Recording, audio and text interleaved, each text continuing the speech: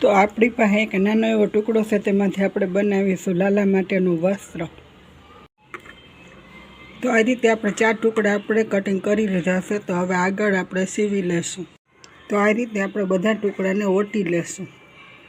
તો આ રીતે આપણે બધા ટુકડા ઓટાઈ ગયા છે। ત્યાર પછી આ રીતે રાખીને આપણે એક સિલાઈ લઈ લેશું। તો આ રીતે આપણે બે બાજુ સિલાઈ લઈ લેશું। તો આ રીતે રાખીને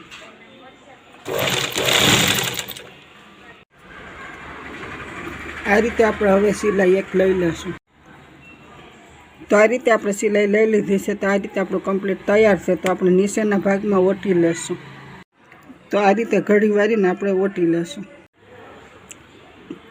તો આ રીતે ઓટી લીધું છે। ત્યાર પછી આ રીતે બે બાજુ પણ ઓટી લીધું છે। તો હવે આપણે આ ભાગની હારે જોઈન્ટ કરી લેશું।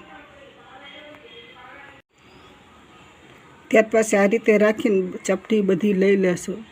તો આપણે આ બે મધ્યમ એકી હારે રાખીને ચપટી લેશું એટલે સરસ મજાનું બની જશે। તો આ રીતે ચપટી લીધી છે। તો આપણે પાછળ લઈ લીધી છે। તો આ રીતે આપણે ચપટી લેવાઈ ગઈ છે। ત્યાર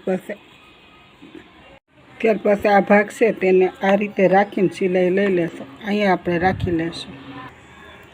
તો આ રીતે રાખીને આપણે સિલાઈ લઈ લીધી છે। તે જ રીતે આપણે બીજી બાજુ પણ સિલાઈ લઈ લેશું। તો આ રીતે ચપટી લઈ લીધી છે। ત્યાર પછી આપણે આ રીતે ભાગ રાખી તો હવે આ રીતે આપણે સિલાઈ લઈ લેશું। તો આ રીતે ચપટી લઈને સિલાઈ લઈ લેશું।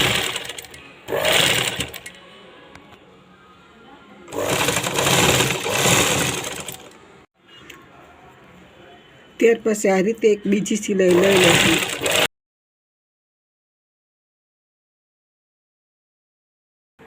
તો આ રીતે સરસ મજાનું લાલાનું ડ્રેસ ઘરે બની જાય છે। તો આ રીતે સરસ મજાનો આપણો ઘરે ડ્રેસ કમ્પ્લીટ તૈયાર થઈ ગયો છે।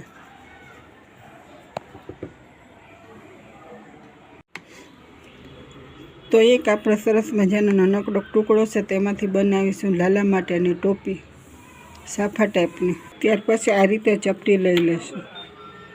તો આ રીતે આપણે ચપટી લઈ લીધી છે।